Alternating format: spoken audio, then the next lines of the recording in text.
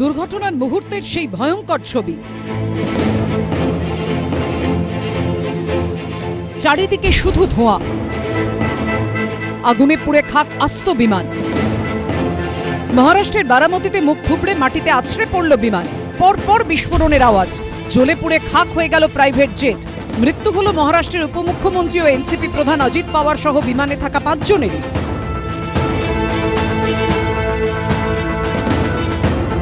पहले देखा तो उसको आग लगी थी पूरे प्लेन को, और उसके बाद 4-5 स्फोट हो गया विमान में उसका, और उसके बाद बहुत लोग आ गए और उसने निकालने की कोशिश की, लेकिन बड़ी आग लगी, उसके कारण कोई मदद नहीं कर सकता।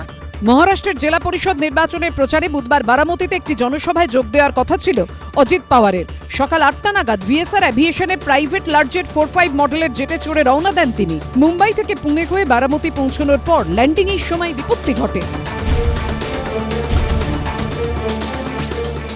रनवे शुरू होने से पहले ही उन्होंने बाएं तरफ मनूवर करके शायद ये लैंडिंग यहाँ पे हुई है और ठीक रनवे की बाईं तरफ ये जाके टकराया है और यहाँ पर यहाँ पर पूरा ये हादसा हुआ। तो ये तस्वीरें हैं, रनवे अगर देखेंगे तो ये इस तरफ है और ये छोटा सा, ये मुझे लगता है कुछ मीटर्स तक ये एयरक्राफ्ट स्किड करते हुए यहाँ पर आके उसने आग पकड़ी। ऐसा बताया जा रहा है कि पहले अप्रोच के समय में विजिबिलिटी नहीं थी, ये खुद पायलट ने माना था। 8:18 पर पहला एटीसी से संपर्क हुआ, पुणे की तरफ जाने की इजाजत मिली, लेकिन यहाँ आने के बाद करीब 8 साढ़े आठ बजे तक ये डिसेंट शुरू हो गया था बारामती के लिए और एटीसी से अप्रोच हुआ। उस एटीसी से अप्रोच में जब फर्स्ट अप्रोच किया गया तो टचडाउन हुआ नहीं। तो पायलट ने पहले अप्रोच में ये माना कि विजिबिलिटी नहीं है, उन्होंने एक बड़ा घुमाव लिया, वो आगे गए, वापस करीब 3-4-5 किलोमीटर आगे तक गए और दोबारा से उन्होंने सेकंड अप्रोच के टाइम पे विजिबिलिटी होने की बात कही। ऐसे समय में कहाँ दिक्कत आई?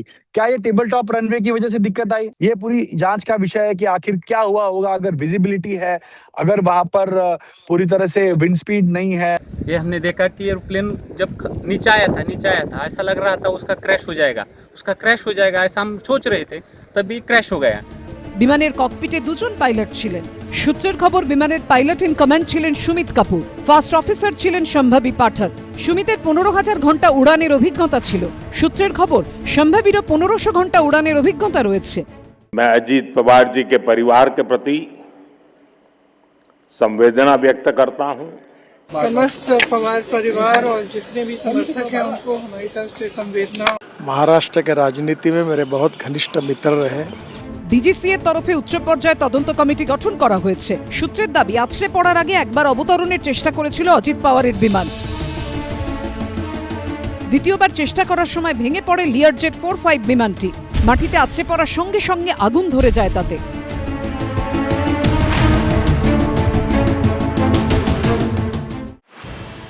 ভয়াবহ বিমান দুর্ঘটনায় মহারাষ্ট্রের উপমুখ্যমন্ত্রীর মৃত্যু। প্রাণ গেছে বিমানে থাকা বাকি 4 জনেরও।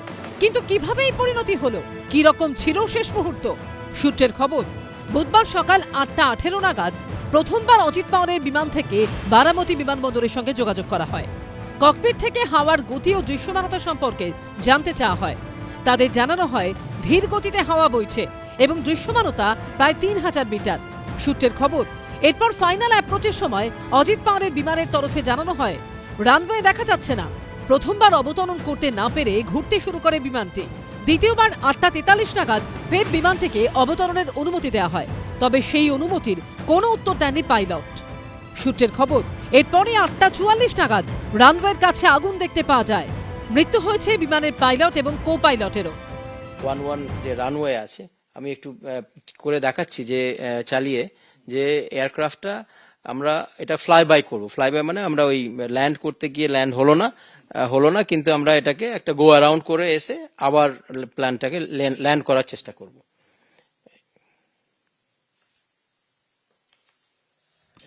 এটা আপনার যে এই সিস্টেম রয়েছে, সিস্টেমে কি করছে? এটা ফ্লাইট সিমুলেটর। এটা আপনি আপনার এই যে সিস্টেমে প্রজেকশনের মাধ্যমে দেখাচ্ছেন যে আপনার ফ্লাইটটা, আপনি অ্যাজ এ পাইলট ফ্লাইটটা চালাচ্ছেন ঠিক বারামতি যে এয়ারপোর্ট রয়েছে, এয়ারপোর্টের সামনে।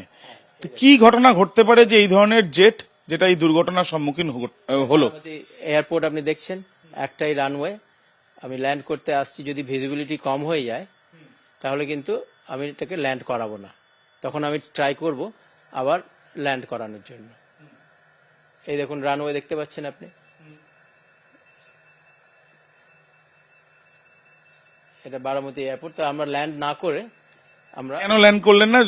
যদি দেখুন এই রানওয়েটা আছে, রানওয়ে যদি সেফ না থাকে তাহলে আমরা এখানে ল্যান্ড না করে আমরা কিন্তু আবার চলে গেলাম, এই গো অ্যারাউন্ড করলাম, তো প্লেনটা এখান থেকে চলে গেল। এই ক্ষেত্রে আমরা দেখছি যে প্রথমে না নেবে দ্বিতীয়বার এসেছিল, এইটা সম্ভাবনা থাকতে পারে।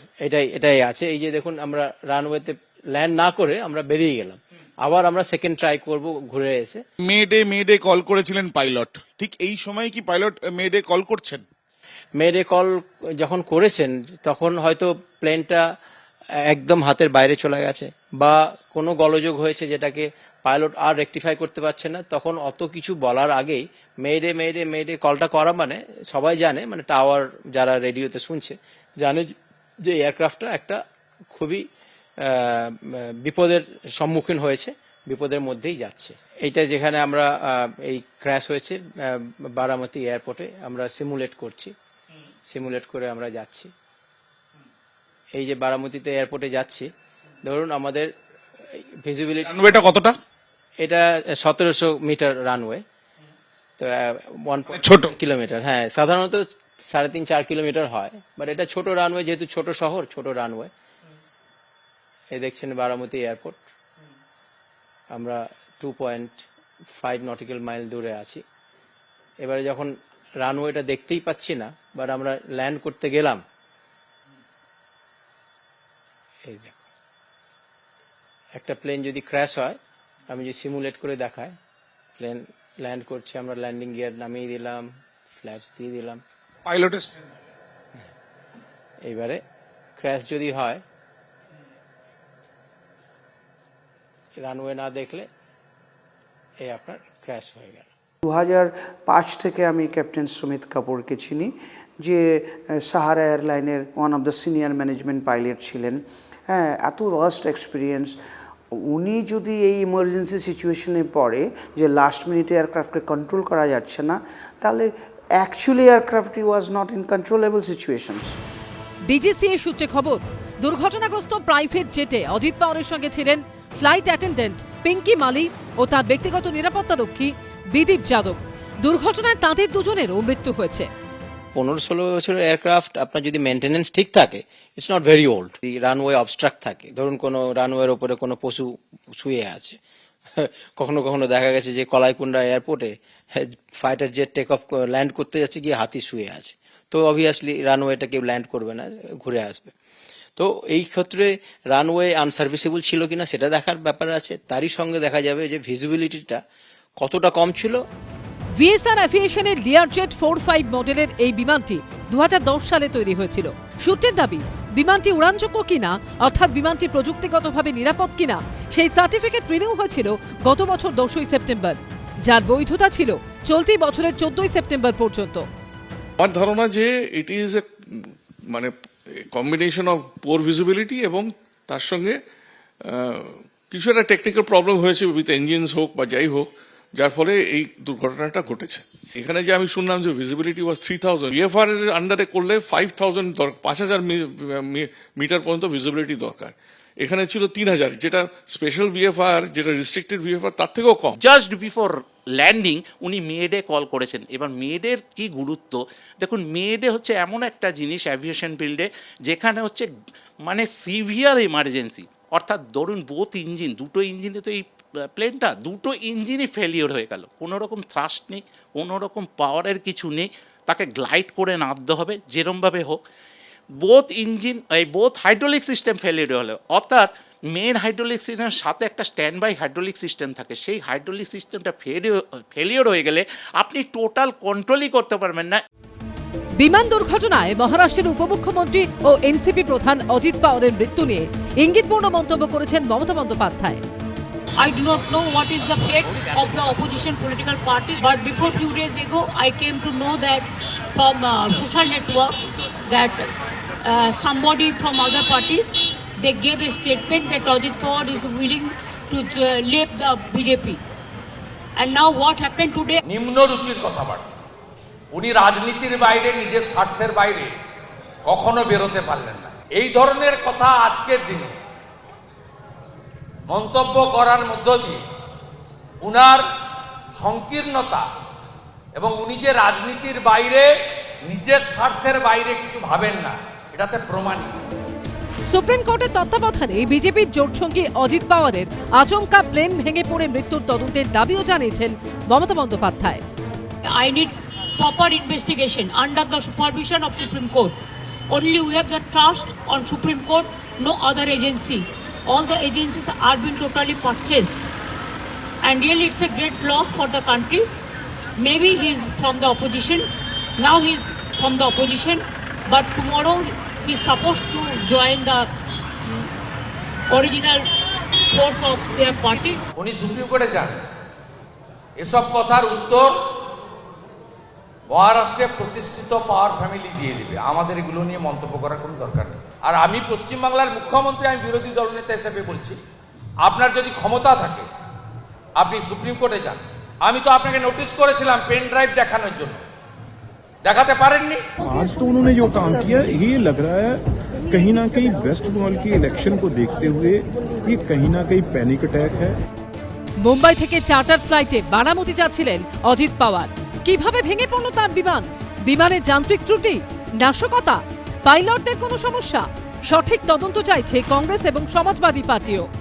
जांच तो होना चाहिए क्योंकि ऐसा एक्सीडेंट हुआ है जो अननेचुरल है। प्लेन था, छोटा प्लेन, वहाँ पर ऐसा हुआ क्यों, इसकी जांच तो होना ही चाहिए। उन्होंने ठीक ही मांग की होगी क्योंकि वीआईपी के साथ इस तरह की घटना न हो।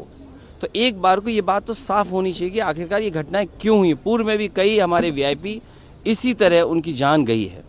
तो आखिरकार ऐसी जांच हो जिससे निष्पक्ष पता लगे कि आखिरकार घटना किस वजह से हुई। কাকা শরৎ পাওয়ারের হাত ধরে রাজনীতির কৌশল শেখার পর সেই কাকারই হাত ছেড়ে তারই দল এনসিপির মাথা হন অজিত পাওয়ার। বিজেপির হাত ধরেন, বিজেপির জোট সরকারে উপমুখ্যমন্ত্রীও হন। কিন্তু সম্প্রতি পুরো ভোটে বিজেপির সঙ্গে জোট না বেঁধে কাকা শরৎ পাওয়ারের দলের সঙ্গে জোট বেঁধে লড়েন অজিত পাওয়ার। দূরত্ব ঘুচিয়ে কাকা শরৎ পাওয়ারের সঙ্গে ফের হাত মেলাতে পারেন বলেও জল্পনা শুরু হয়। मी असा विचार करतो, किंवा आम्ही सगळे असा विचार करतो आहोत की शरद पवार हे अजित पवारांसह महाविकास आघाडीत येतील। असं काय विचार करतो की शरद पवार आणि अजित पवार हे एकत्रित महाविकास आघाडीमध्ये, म्हणजे अजित पवारांसह महाविकास आघाडीत असेल ना। इसमें तहकीकात हो, इंक्वायरी हो, उसके बाद पता चलेगा क्या जहाज में खराबी थी, क्या मौसम खराब था, कोई और वजह थी। এমন সময় হঠাৎই বিমান দুর্ঘটনায় অজিত পাওয়ারের মৃত্যু হলো। सुबह से ही जब से इंसिडेंट हुआ है तब से ही डीजीसीए को और एआईबी को भी अलर्ट करके उनके ऑफिसर को भी यहाँ पे साइट पे भेजने के लिए बोल दिया है और लोकल यहाँ के पुलिस को भी बता दिया कि साइट को सुरक्षित कॉर्डन ऑफ करें, फेंसिंग करें। बहुत बहुत दुखी बात है और अभी भी इस विषय को डाइजेस्ट करना कि वो नहीं रहे, ये मानने के लिए मतलब बिल्कुल ना तो हम तैयार है, ना कोई भी अभी विश्वास कर सकता है कि इतना शॉकिंग न्यूज रहा है। বিমান দুর্ঘটনার খবর পেয়ে বারামতিতে পৌঁছন মহারাষ্ট্রের মুখ্যমন্ত্রী ও উপমুখ্যমন্ত্রী। हम सभी के लिए इस प्रकार के जननेता को खोना एक अपरिमित इस प्रकार की हानि है। व्यक्तिगत मेरे लिए वो एक बहुत ही दमदार और दिलदार इस प्रकार के मित्र थे। 2 दिन पहले हम साथ में बैठे थे और आज अजीत दादा नहीं रहे, ये दुख की बात है। তিনি মারাঠা রাজনীতির দাদা, মহারাষ্ট্রের উপমুখ্যমন্ত্রী। সবাই ভালোবেসে ডাকতেন অজিত দাদা পাওয়ার। শরদ পাওয়ারের রাজনৈতিক উত্তরসূরি। কাকার হাত ধরেই উত্থান, তারপর কাকার হাত থেকে কাকারই দল ছিনিয়ে নেওয়া, বিজেপির হাত ধরা। কিন্তু বিজেপির সঙ্গ ছেড়ে যখন ফের সেই কাকার সঙ্গেই মিলিত হওয়ার জল্পনা শোনা যাচ্ছিল, তখন আচমকাই বিমান দুর্ঘটনায় মৃত্যু হলো অজিত পাওয়ারের। যে বারামতি থেকে অজিত পাওয়ারের রাজনৈতিক ক্যারিয়ার শুরু হয়েছিল, সেই বারামতিতেই বিমান ভেঙে মৃত্যু হলো মারাঠা রাজনীতির দাদার। এই দুর্ঘটনা মনে করিয়ে দিচ্ছে অতীতের একাধিক মর্মান্তিক বিমান দুর্ঘটনার কথা, যাতে মৃত্যু হয়েছে একাধিক রাজনীতিবিদের। গত বছরের 12ই জুন আহমেদাবাদে ভেঙে পড়েছিল এয়ার ইন্ডিয়ার বোয়িং ড্রিম লাইনার। নিহত 241 জনের মধ্যে ছিলেন গুজরাটের প্রাক্তন মুখ্যমন্ত্রী বিজয় রূপানী। 2011 সালের 30 এপ্রিল তাওয়াং থেকে ইটানগর যাওয়ার পথে দুর্ঘটনার কবলে পড়েন অরুণাচল প্রদেশের তৎকালীন মুখ্যমন্ত্রী ও হেভিওয়েট কংগ্রেস নেতা দর্জি খান্ডু। 4 দিনের মাথায় তার মৃতদেহ উদ্ধার হয়। 2009 সালের 3রা সেপ্টেম্বর হেলিকপ্টার দুর্ঘটনায় মৃত্যু হয় তৎকালীন অবিভক্ত অন্ধ্রপ্রদেশের মুখ্যমন্ত্রী ও কংগ্রেস নেতা ওয়াইএস রাজশেখর রেড্ডির। অন্ধ্র রয়্যাল সীমার মাঝামাঝি জায়গায় নাল্লামালার জঙ্গলে গিয়ে আছড়ে পড়ে কপ্টারটি। 2005 সালের মার্চে হেলিকপ্টার দুর্ঘটনায় মৃত্যু হয়েছিল হরিয়ানার তৎকালীন বিদ্যুৎ মন্ত্রী ওপি জিন্দাল এবং কংগ্রেস নেতা সুরেন্দ্র সিং এর। 2002 সালের 3রা মার্চ অন্ধ্রপ্রদেশের পশ্চিম গোদাবরী জেলার বিমান দুর্ঘটনায় মৃত্যু হয় বাজপেয়ী জমানায় লোকসভার স্পিকার জিএস বালাযোগীর। তার আগের বছরই 30শে সেপ্টেম্বর উত্তরপ্রদেশের মঈনপুরীতে বিমান দুর্ঘটনায় প্রাণ হারান দেশের প্রাক্তন বিমানমন্ত্রী ও কংগ্রেস নেতা মাধবরাও সিন্ধিয়া। 1980 সালের 23শে জুন নয়াদিল্লি সফদরজং বিমানবন্দরের কাছে বিমান দুর্ঘটনার কবলে পড়ে মৃত্যু হয় ইন্দিরা গান্ধীর ছোট ছেলে ও কংগ্রেস নেতা সঞ্জয় গান্ধীর। 1973 সালের 31শে মে দিল্লিতে বিমান দুর্ঘটনায় মৃত্যু হয় পাঞ্জাবের প্রাক্তন মুখ্যমন্ত্রী গুরনাম সিং এর। আর এবার সেই একই পরিণতি হল বিজেপি জোট চালিত মহারাষ্ট্রের উপমুখ্যমন্ত্রী অজিত পাওয়ারের। এখানেই প্রশ্ন উঠছে, এই ধরনের দুর্ঘটনা তো এর আগে বহুবার হয়েছে, কিন্তু কোনো তদন্তেরই কোনো নিষ্পত্তি হয়েছে কি? কারো দায় কি কোনো দিন নির্দিষ্ট করা গেছে? মনে হয় না এটা কোনো ষড়যন্ত্রের ব্যাপার আছে। এটা সিম্পল একটা half an hour flight Kolkata এই বম্বে থেকে বারামতি, মুম্বাই থেকে বারামতি, এবং এটা নিছক দুর্ঘটনাটা কিসের জন্য হয়েছে সেটা তো ডিজিসি ইনভেস্টিগেট করে জানতে পারবে যে কেন হয়েছে। তবে যা আমি প্রাথমিকভাবে জানতে পেরেছি যে ভিজিবিলিটির কারণে সমস্ত ক্ষেত্রে একটা যান্ত্রিক ব্যাপার, অর্থাৎ মেকানিক্যাল একটা এর মধ্যে জড়িত, মেকানিক্যাল একটা সিস্টেম। অর্থাৎ যে কোনো জিনিস যখন যায়, যার জন্য থ্রাস্টটা পাই, পাওয়ারটা পাই, সেটা এর বেসিক্যালি একটা ইঞ্জিনের উপর নির্ভরশীল। এবার কি হয়, যে কোনো সময় কোনো রকম যদি টেকনিক্যাল ফেলিওর হয়ে যায়, টেকনিক্যাল ফেলিওর কেউ কিন্তু কখনো বলতে পারবে না যে 100% টেকনিক্যাল ফেলিওর হবে না। এই জন্যই প্রিকশনারি আমরা বিভিন্ন রকমের সার্ভিসিং করি। কখনো বিমান, কখনো বা হেলিকপ্টার, কখনো শতাধিক যাত্রীর মৃত্যু, কখনো সেনার সর্বোচ্চ কর্তার, কখনো রাজনীতিবিদের। ইতিহাস ঘাটলে দেখা যাবে দশকের পর দশক ধরে হাড় হিম করা একের পর এক বিমান দুর্ঘটনা ঘটেছে। 1977 সালের 27শে মার্চ স্পেনের টেনেরিফ নর্থ বিমানবন্দরের রানওয়েতে দুটি বিমানের সংঘর্ষ হয়। ভয়ঙ্কর সেই দুর্ঘটনায় 2 বিমানের 583 জনের মৃত্যু হয়েছিল। 1979 সালের 25শে মে শিকাগোর ওহেয়ার আন্তর্জাতিক বিমানবন্দরে আমেরিকান এয়ারলাইন্সের একটি DC-10 বিমান ওড়ার পরই বাদিকের ইঞ্জিনটি খুলে পড়ে যায়। নিহত হন 273 জন যাত্রী। এরপর 6 মাসের মধ্যে নিউজিল্যান্ডেও ওই একই গোত্রের বিমান ভেঙে পড়ে, 257 জনের মৃত্যু হয়। আরেকটি ভয়াবহ বিমান দুর্ঘটনা ঘটে 1985 সালের 12ই আগস্ট। জাপান এয়ারলাইন্সের বিমান ভেঙে 520 জন নিহত হন। 1992 সালের 28শে সেপ্টেম্বর নেপালে ত্রিভুবন বিমানবন্দরে দুর্ঘটনায় 167 জনের মৃত্যু হয়। 2002-এর 25শে মে মাঝ আকাশে ভেঙে পড়ে তাইওয়ান থেকে হংকংগামী বিমান, মৃত্যু হয় 225 জনের। অতীতে ভারতেও একাধিক বড় বড় বিমান দুর্ঘটনা ঘটেছে, যার মধ্যে সবচেয়ে বড় দুর্ঘটনাটি ঘটে 1996 সালের 12ই নভেম্বর। দিল্লির দাদরি চাকরিতে সৌদি ও কাজাকস্তান এয়ারলাইনের দুটি বিমানের মাঝ আকাশে সংঘর্ষ হয়। 2 বিমানের 349 জন যাত্রী মারা যান। 1985 সালের 23শে জুন দিল্লি থেকে কানাডার মন্ট্রিয়লগামী এয়ার ইন্ডিয়ার একটি বিমানে মাঝ আকাশে বোমা বিস্ফোরণ ঘটেছিল। ওই ঘটনায় যাত্রী এবং বিমানকর্মী মিলিয়ে মোট 331 জন মারা যান। এয়ার ইন্ডিয়ার ফ্লাইট 182 বিমানটির নাম কনিষ্ক হওয়ায় সেটি কনিষ্ক মামলা নামেও পরিচিত। 1988 সালের 19শে অক্টোবর ইন্ডিয়ান এয়ারলাইন্সের বিমান আহমেদাবাদ এয়ারপোর্টে নামার সময় ভেঙে পড়ে, 130 জন যাত্রী প্রাণ হারান। যেখানে গত বছরের জুন মাসেই টেক অফ করার কয়েক মিনিটের মধ্যেই ভেঙে পড়ে এয়ার ইন্ডিয়ার বোয়িং ড্রিম লাইনার, নিহত হন 241 জন যাত্রী। 1990 সালের 14ই ফেব্রুয়ারি ইন্ডিয়ান এয়ারলাইন্সেরই বিমান বেঙ্গালুরু এয়ারপোর্টে নামার সময় ভেঙে পড়ে, 92 জনের মৃত্যু হয়। 1993-এর 26শে এপ্রিল মহারাষ্ট্রের ঔরঙ্গাবাদে টেক অফের সময় রানওয়ের শেষ প্রান্তে একটি ট্রাকে ধাক্কা মারে ইন্ডিয়ান এয়ারলাইন্সের বিমান, মৃত্যু হয় 55 জনের, গুরুতর আহত হন 66 জন। 2000 সালের 17ই জুলাই কলকাতা থেকে দিল্লি যাওয়ার পথে নিয়ন্ত্রণ হারিয়ে পাটনায় জনবসতি এলাকায় ভেঙে পড়ে এয়ারলাইন্স এয়ারের বিমান, মৃত্যু হয় 55 জন যাত্রীর। 2010 সালের মে মাসে দুর্ঘটনার কবলে পড়ে এয়ার ইন্ডিয়ারই বোয়িং বিমান। ম্যাঙ্গালোর আন্তর্জাতিক বিমানবন্দরে ল্যান্ডিংয়ের সময় দুর্ঘটনায় মৃত্যু হয় 158 জনের। 2020 সালের 7ই আগস্ট কেরলের কোঝিকোড়ে অবতরণের সময় পিছলে গিয়ে দুটুকরো হয়ে যায় এয়ার ইন্ডিয়ার বিমান, পাইলট সহ 17 জন যাত্রীর মৃত্যু হয়।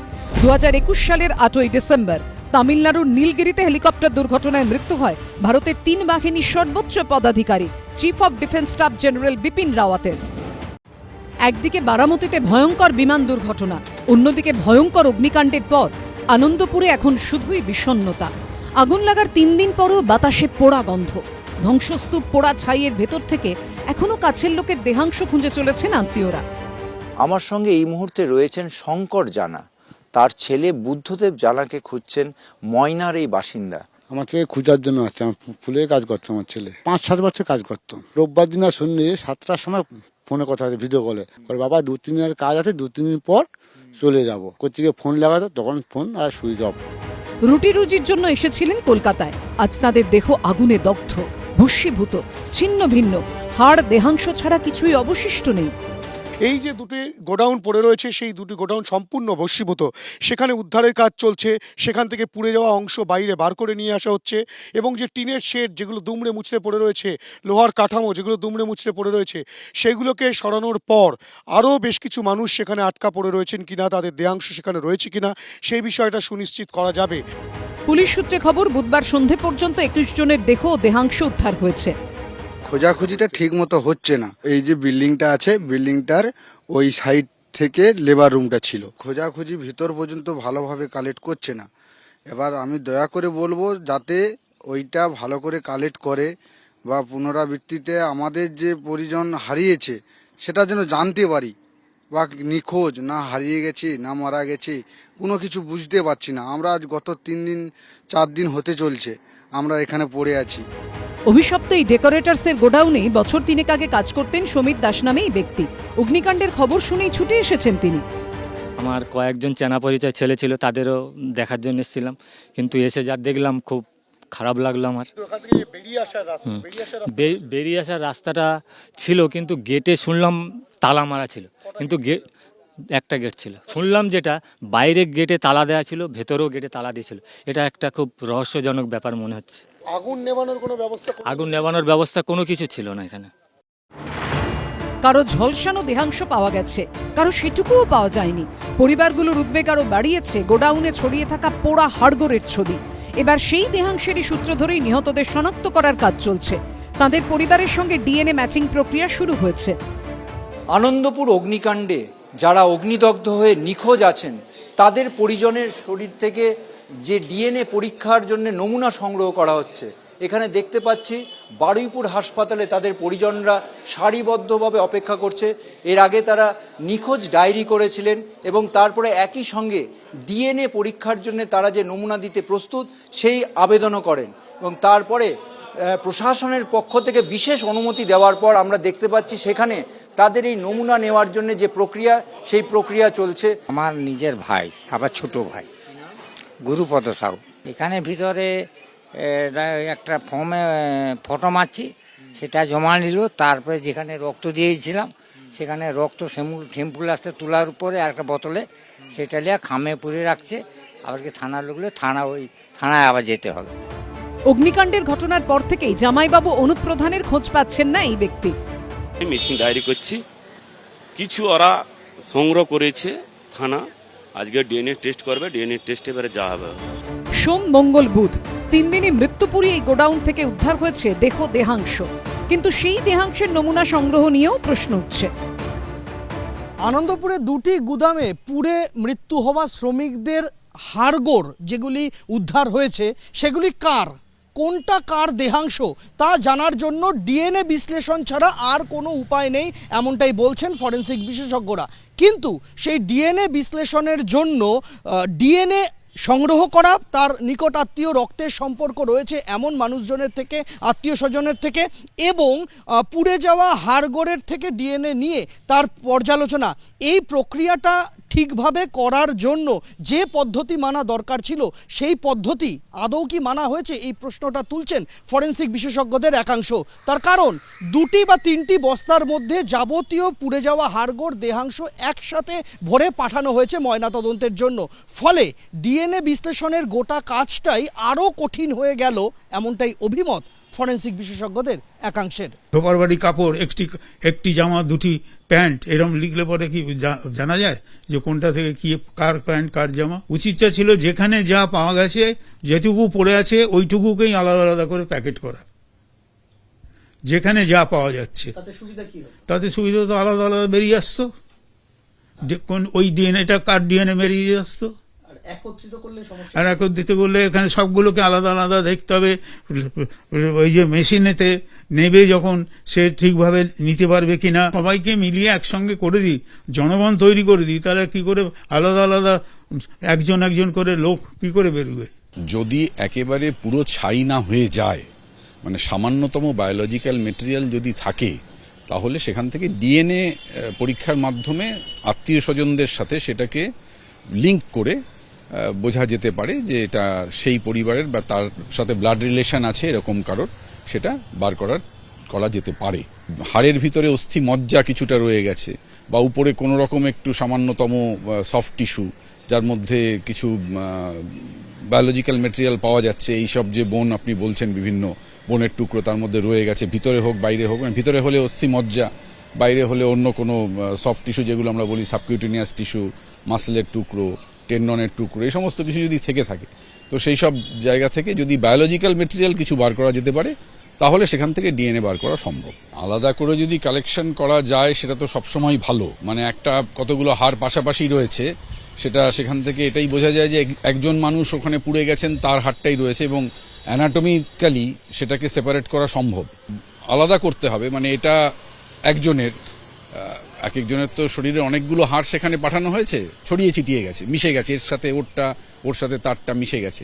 এবার তখন প্রত্যেকটা ইন্ডিভিজুয়াল হাড়কে পরীক্ষা করে করে তখন বুঝতে হবে যে এটা কার সাথে মিলছে, ওটা কার সাথে মিলছে, এবং প্রত্যেকটি হাড়ের ক্ষেত্রেই হচ্ছে যে কজন মানুষ নিখোঁজ তাদের বাড়ির লোকেদের স্যাম্পেলের সাথে প্রত্যেকটা টুকরোকেই আলাদা আলাদা করে মেলাতে হবে।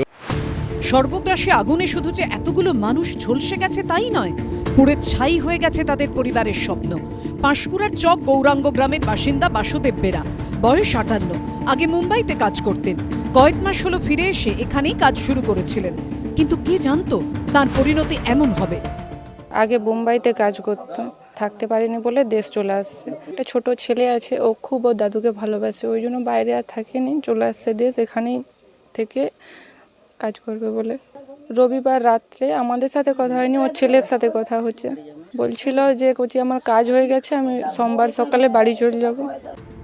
রাজ্য সরকারের পক্ষ থেকে নিহতদের পরিবার পিছু 10 লক্ষ টাকা আর্থিক সাহায্য ঘোষণা করা হয়েছে। 10 লাখ টাকা কি প্রাণের দাম? একটা মানুষের কি 10 লাখ টাকা প্রাণের দাম?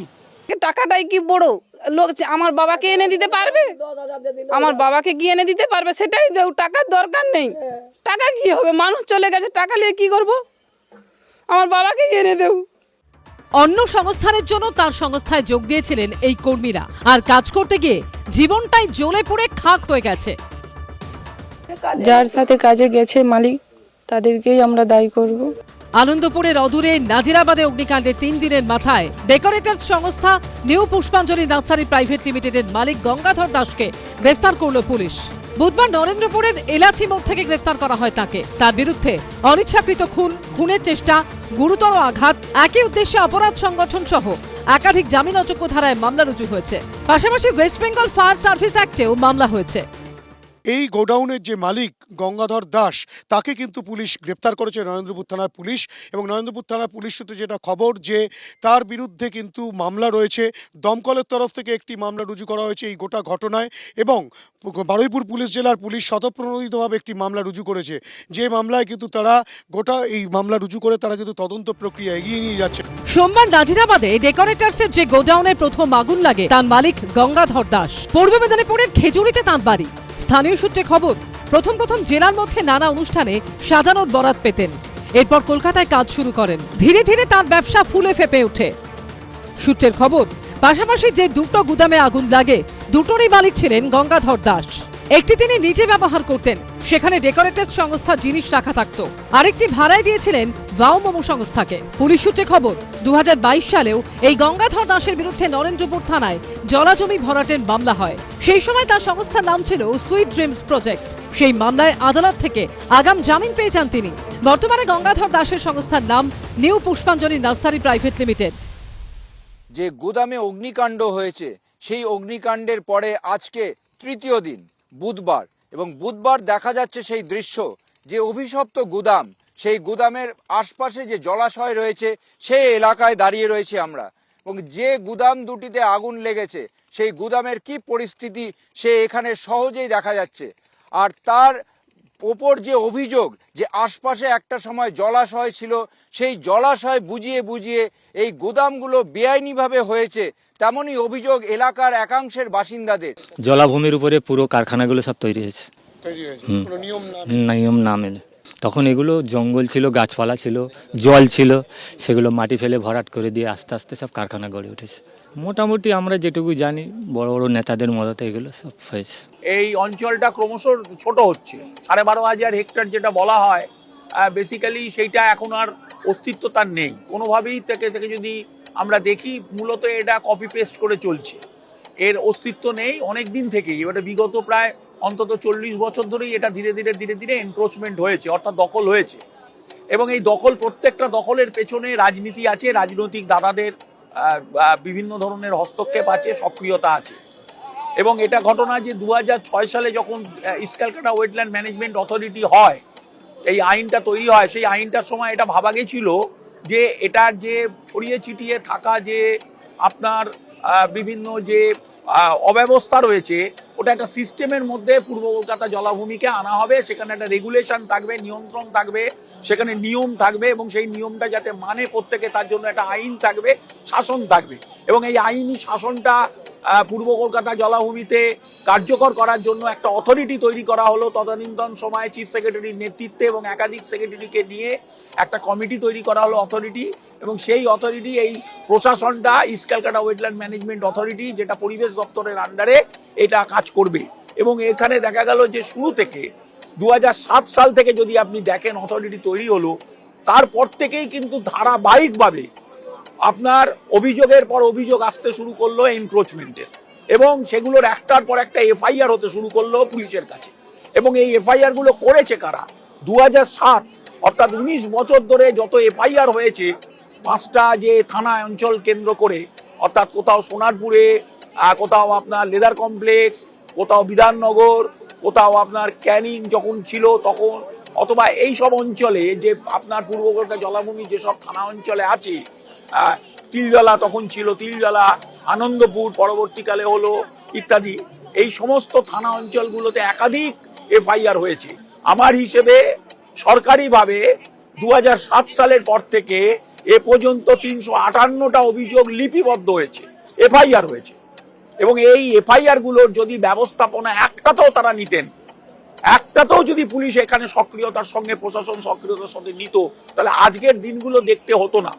2007 সাল থেকে, বিগত সরকারের আমল থেকেই, বিগত সরকারের আমলে 2011 পর্যন্ত আমরা দেখেছি 107টা 107 এফআইআর হয়েছে। পরবর্তীকালে এটা আরো 200-250 বেড়েছে, বেড়ে আজকে 358টা এফআইআর হয়েছে।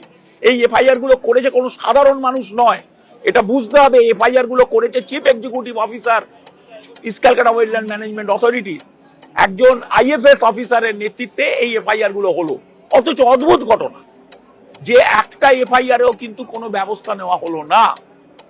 আজকে নাজিরাবাদকে কেন্দ্র করে যে ঘটনাটা ঘটেছে, এই ঘটনাটা আমাদের কাছে কোনো ব্যতিক্রম নয়। এই ব্যক্তির নাম উত্তম মণ্ডল, নাজিরাবাদেরই বাসিন্দা। এই অঞ্চলে একাধিক জলাজমির মালিক তিনি। সোমবার যে ডেকোরেটর সংস্থার গোডাউনে ভয়াবহ অগ্নিকাণ্ড হয়েছে, সেই সংস্থার মালিক গঙ্গাধর দাস তার পূর্ব পরিচিত বলে দাবি। গঙ্গাধরের বিরুদ্ধে মারাত্মক দাবি করেছেন তিনি। লোক ছিল এখানে 250 জন, এখানে কম বড়, এখান থেকে দেখো না, এখান থেকে একদম সেও মাথা পর্যন্ত শুধু ওই গঙ্গাধর আর যায়। হ্যাঁ, আলাপ ছিল, মানে আমার ইয়েতে আসতাম তো আমরা, এই ফ্ল্যাটে তো জায়গা ছিল না, আস্তে আস্তে করে সব কিনে ওই একদম ইয়ে করেছে। ওর মাঝখান দিয়ে একটা রাস্তা আছে, ও সব দখল করে নিয়েছে।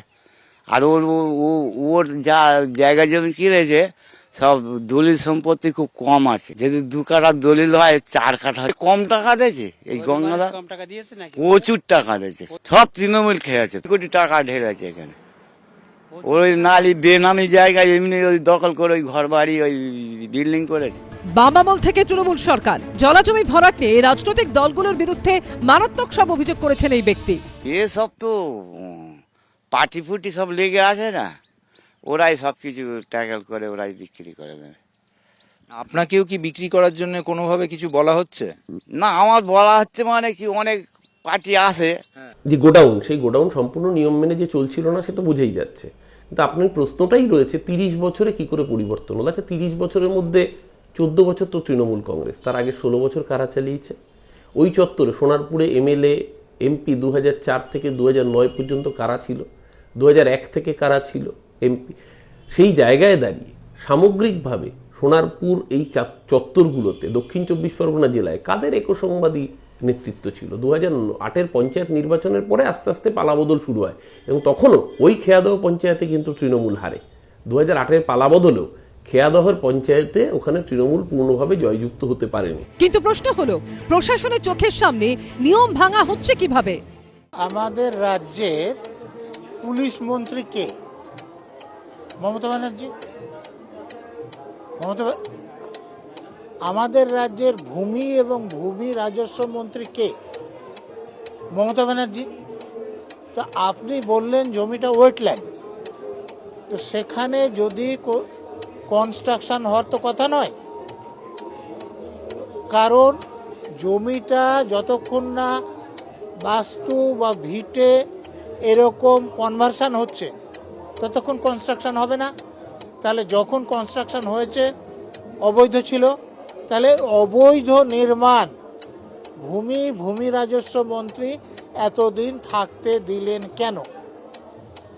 দেখুন, আমি কলকাতা পুলিশে 7 বছর কাজ করেছি।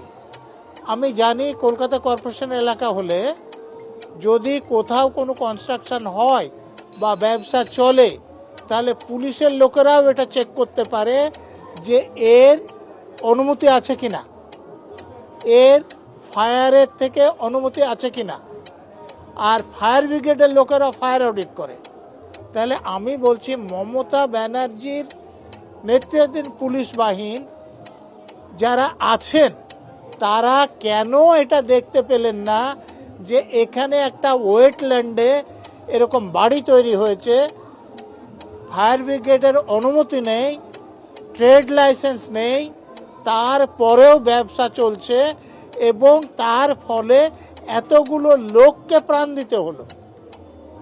মমতা ব্যানার্জি কোনো কিছু হলে ছুটে চলে যান, একটা লোক মারা গেলে এখানে কেন যাচ্ছেন না? যেখানে আপনি যদি সত্যিকার খুঁজে বের করতে পারেন দেখা যাবে 30-এর থেকে বেশি লোক মারা গিয়েছে, মানে নিখোঁজ আছে, একটা বদ্ধ ঘরের লোক ছিল।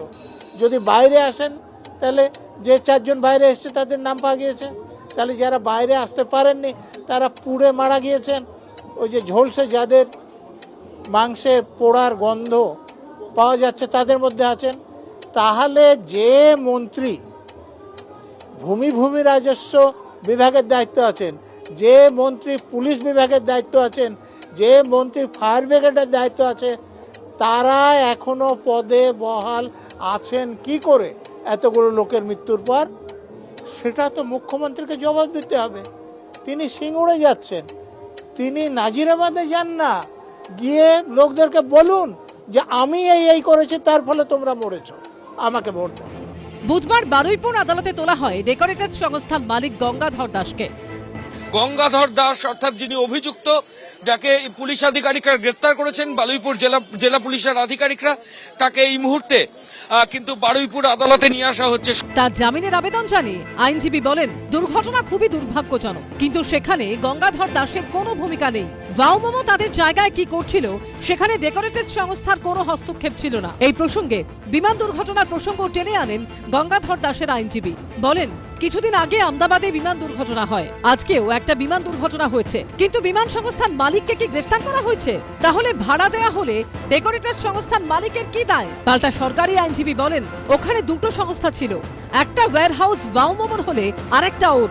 গঙ্গাধর দাসের নিজের ওয়্যারহাউস ছিল ওখানে, এলপিজি সিলিন্ডার, অনেক দাহ্যবস্তু সেখানে মজুদ ছিল, এর দায় মালিকের। গঙ্গাধর দাসকে 4 ফেব্রুয়ারি পর্যন্ত পুলিশ হেফাজতে নির্দেশ দিয়েছে আদালত। নাজিরাবাদের অগ্নিকাণ্ডের ঘটনার পর কেটে গেছে দুদিন। আনন্দপুরের গুদামে শুধুই হতাশা, শোক, কান্না। জীবন্ত দেখতে পাওয়ার আশাটুকু আর নেই, কিন্তু প্রিয়জনের দেহাংশটুকু অন্তত পাওয়া যাবে এই আশায় চাতকের মতো অপেক্ষা করছে বহু পরিবার। আনন্দপুরের গোডাউনে কাজ করতেন এমন বহু শ্রমিক এখনো নিখোঁজ, যাদের মধ্যে অনেকেরই বাড়ি পূর্ব মেদিনীপুরে। এদিন তমলুকের নিখোঁজ শ্রমিক গোবিন্দ মণ্ডল, রামপদ মণ্ডল ও ক্ষুদিরাম দিন্দার পরিবারের সঙ্গে দেখা করেন ময়নার বিজেপি বিধায়ক অশোক দিন্দা। আনন্দপুরের গোডাউনে অগ্নিকাণ্ডের পর ময়নার বাসিন্দা নিখোঁজ 2 শ্রমিক বুদ্ধদেব জানা ও সৌমিত্র মণ্ডলের পরিবারের সঙ্গেও দেখা করেন দিন্দা। বরাত জোরে বেঁচে ফেরা অগ্নিকাণ্ডে জখম বিষ্ণুপদ খুঁটিয়ার সঙ্গেও দেখা করেন বিজেপি বিধায়ক।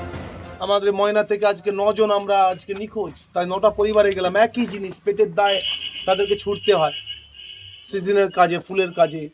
মমতা ব্যানার্জি আজকে 60 ঘন্টা হয়ে গেল, এখনো পর্যন্ত মাত্র আধ ঘন্টার লাগবে না, ওনার 15-20 মিনিট লাগবে ওনার গাড়িতে ওই জায়গায় আসার জন্য, আসে না। আনন্দপুরের গোডাউনে অগ্নিকাণ্ডের ঘটনার প্রায় 30 ঘন্টা পর ঘটনাস্থলে পৌঁছেছিলেন দমকল মন্ত্রী, কিন্তু মুখ্যমন্ত্রী কেন যাননি, এই প্রশ্ন লাগাতার তুলছে বিজেপি। সরকার কার্যত চোখ বন্ধ করে আছেন এবং মুখ্যমন্ত্রী তার বাড়ির অদূরে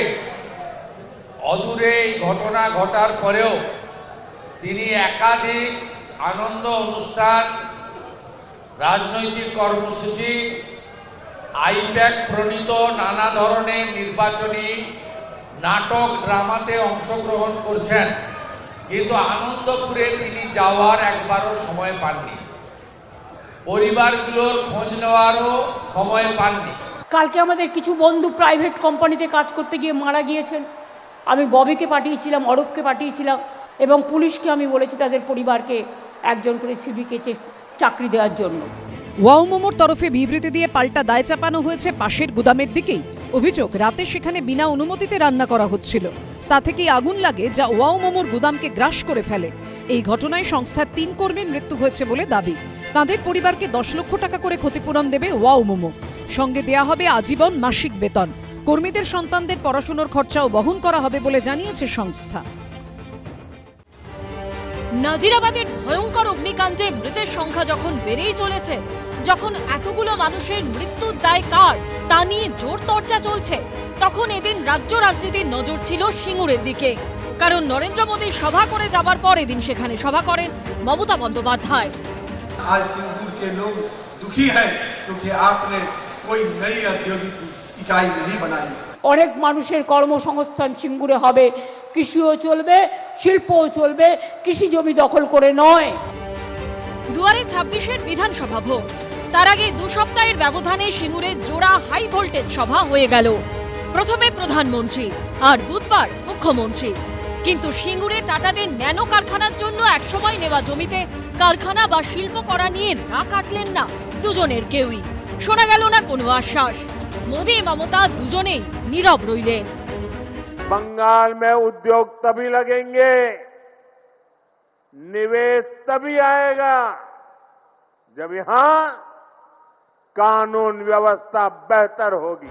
কর্মসংস্থানের লক্ষ্যে এখানে 8 একর জমির ওপর 9 কোটি 20 লক্ষ টাকা খরচ করে সিঙ্গুর অ্যাগ্রো ইন্ডাস্ট্রিয়াল পার্ক গড়ে তোলা হয়েছে। 28টি প্লটের মধ্যে বরাদ্দ হয়ে গেছে 25টি। অনেক মানুষের কর্মসংস্থান সিঙ্গুরে হবে। এসএআইপির আন্ডারে 77 একর জমিতে প্রাইভেট ইন্ডাস্ট্রিয়াল পার্ক সিঙ্গুরে হচ্ছে। হাজার হাজার মানুষের কর্মসংস্থান হবে। জেনে রাখুন, অ্যামাজন, ফ্লিপকার্ট এখানে বড় ওয়্যার হাউজিং তৈরি করছে। কারখানা একজনই বানাবে ভারতবর্ষের মধ্যে, তার নাম নরেন্দ্র দামোদর মোদী। আর যদি মমতাকে আনেন তাহলে এই কারখানা তৈরি হওয়ার কোনো সম্ভাবনা আগামী 5 বছরের মধ্যেও থাকবে না। কারখানা তৈরি হবে, জমি জট কাটলেই তৈরি হবে। ঠিক 10 দিন আগে সিঙ্গুরে এসেছিলেন প্রধানমন্ত্রী। টাটাদের কারখানা যে জমিতে হওয়ার কথা ছিল ঠিক সেখানেই সভা করেন নরেন্দ্র মোদী। ভোটের মুখে সেই জমিতে নতুন করে কোনো শিল্প বা কারখানা ঘোষণা করবেন প্রধানমন্ত্রী, এমন আশায় বুক বেঁধেছিলেন রাজ্য বিজেপি নেতৃত্ব থেকে সিঙ্গুরের বাসিন্দা। কিন্তু সিঙ্গুরবাসীকে শুনতে হয় অন্য কথা। এদিন মুখ্যমন্ত্রী সভা থেকেও বড় কোনো ঘোষণা হলো কি? সিঙ্গুরে দাঁড়িয়ে বলছো আমি বাংলার জন্য এটা করব, টেলিপ্রম্পটার দেখে লিখে নিয়ে আসে, হিন্দিতে বাংলা করে লিখে নিয়ে আসে। বাংলাকে নাকি উনি গুছিয়ে দেবেন। 4 বছর ধরে বাংলার আবাসনের টাকা দেয় না, রাস্তার টাকা দেয় না, 100 দিনের কাজের টাকা দেয় না, সর্বশিক্ষার টাকা দেয় না, জলের টাকা দেয় না, মানুষের টাকা দেয় না। आज सिंगूर के लोग दुखी हैं क्योंकि आपने कोई नई औद्योगिक इकाई नहीं बनाई। और मैं पूछता हूं ममता दीदी, इसके लिए जवाबदेही किसकी है? না নরেন্দ্র মোদী, না মমতা বন্দ্যোপাধ্যায়।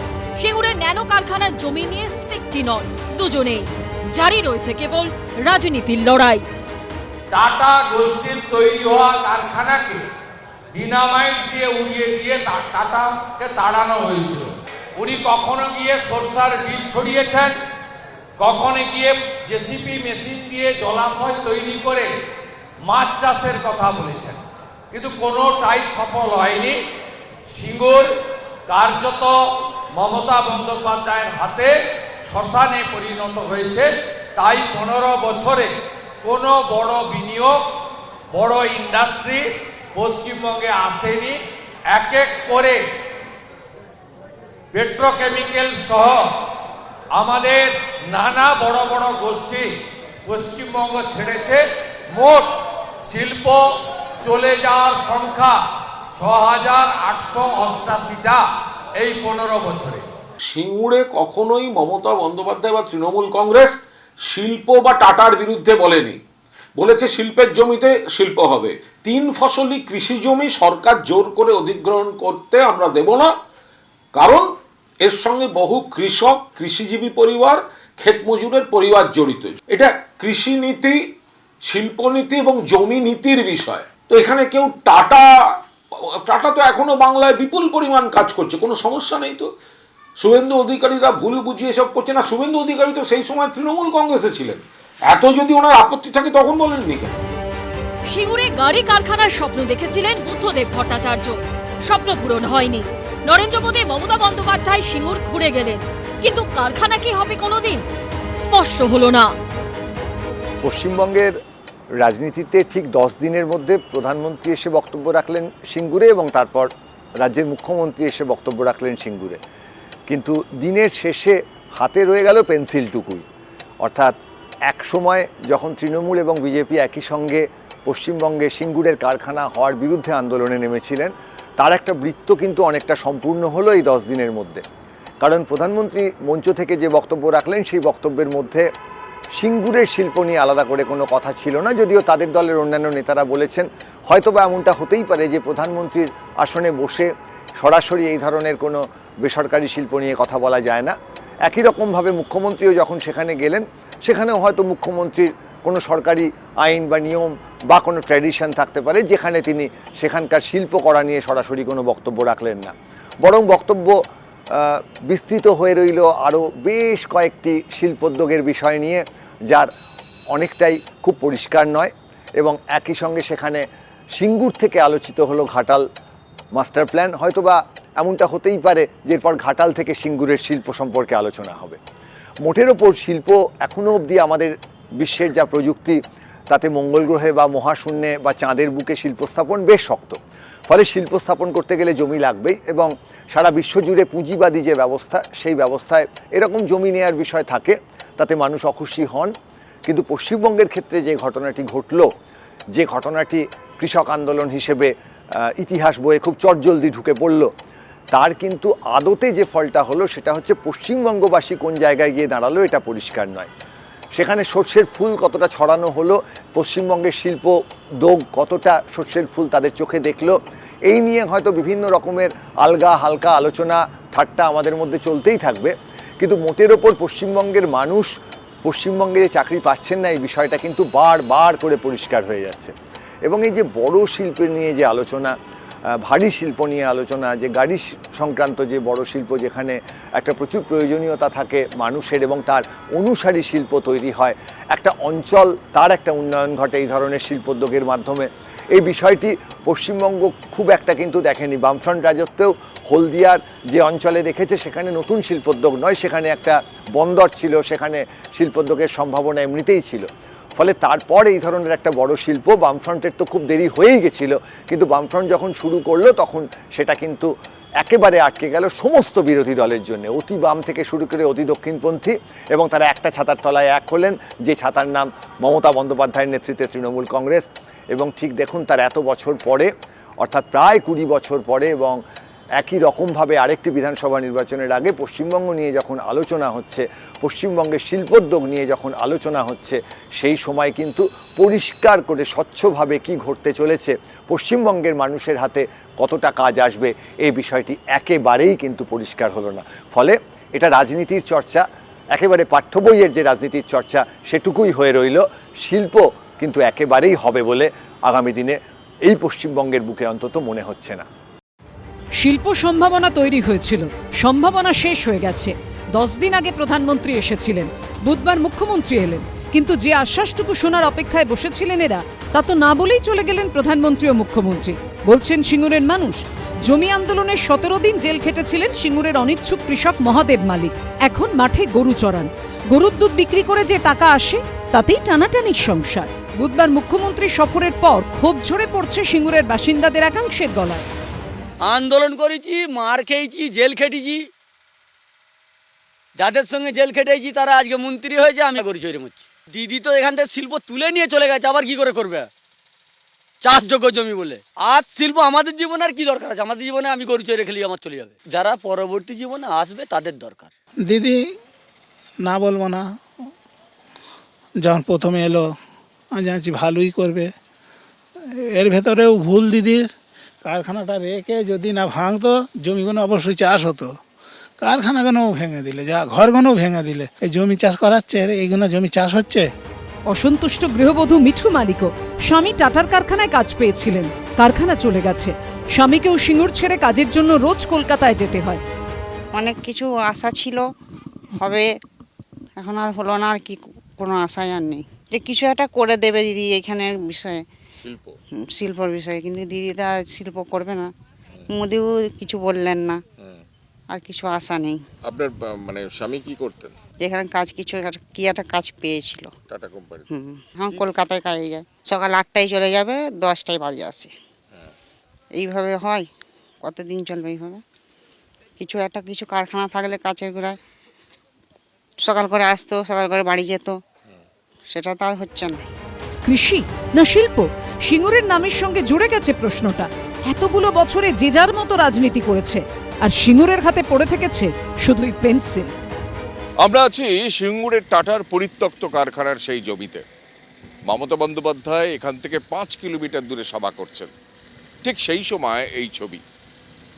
এখানকার মানুষ বলছেন এই ছবি দেখতে দেখতে তারা ক্লান্ত।